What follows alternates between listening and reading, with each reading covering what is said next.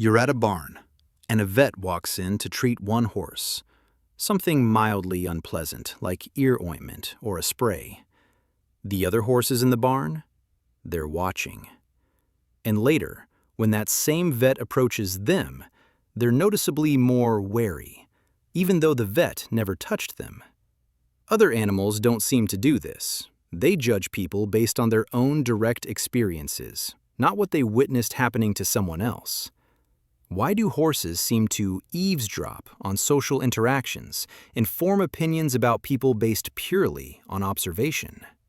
It comes down to how horses evolved to survive.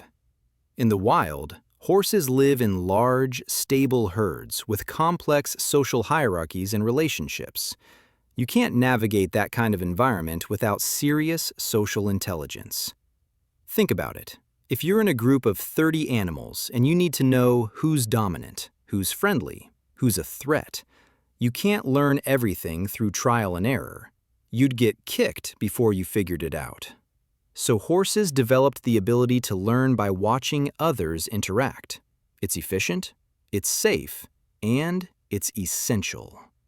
Researchers tested this by showing horses videos of humans interacting with other horses. One video showed a person gently grooming a horse, calm, positive, relaxed. The other showed a person doing something uncomfortable to a horse, like applying ear ointment or using a spray near the head. Nothing violent, just unpleasant. Then they measured what happened. The horses watching the negative interaction became visibly tense. Their heart rate spiked. They shifted into vigilance postures, like they were preparing for danger. The horses watching the positive interaction? Totally different. They relaxed. Some even extended their lips toward the assistant holding them, trying to initiate grooming themselves. They were mimicking what they saw, responding emotionally to something happening to another horse. This is called emotional contagion. You catch the emotion of the individual you're observing. It's automatic. One horse feels fear, the whole herd picks it up and bolts, even if most of them never saw the original threat. That's survival. In a herd, emotional contagion creates synchronization. Everyone reacts together, and that collective response keeps the group safe. But here's where it gets even more interesting. After watching the videos, the horses were given a choice. Approach the person from the positive video or the person from the negative video. You'd think they'd avoid the negative person, right? Nope. They actually approached and touched the negative person more often. Why? Likely appeasement behavior. The horses interpreted the negative interaction as a conflict, and they responded the way socially intelligent animals do when they sense tension. They tried to smooth things over. Bonobos do this too. When an experimenter behaves badly, bonobos approach them more, not less. It's a strategy to diffuse potential aggression before it escalates. What this tells us is that horses aren't just passively watching. They're actively interpreting social dynamics and adjusting their behavior based on what they observe. That's a building block of empathy. They're not just reacting to their own experiences. They're learning from the experiences of others and forming judgments about people they've never even interacted with. And this has real-world consequences.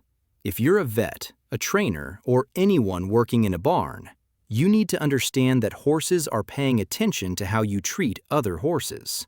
If one horse has a bad experience with you and others are watching, those observers might start treating you like a threat too, even if you've never done anything to them. That complicates future interactions. It can make routine care harder. It can create unnecessary stress. So if you need to do something unpleasant, vaccinations, wound care, anything uncomfortable, consider doing it away from other horses. Don't let the whole barn form a negative opinion of you based on one procedure with one animal. Their social intelligence means they're always gathering information, always updating their assessments of who's safe and who's not. Horses have been domesticated for over 5,000 years. They've lived alongside humans longer than most species. And just like dogs, they've become incredibly attuned to us. But unlike dogs, horses maintained the herd mentality that requires them to be social observers. They had to, because their survival depended on understanding group dynamics without getting hurt in the process. The takeaway? Horses are watching. They're learning.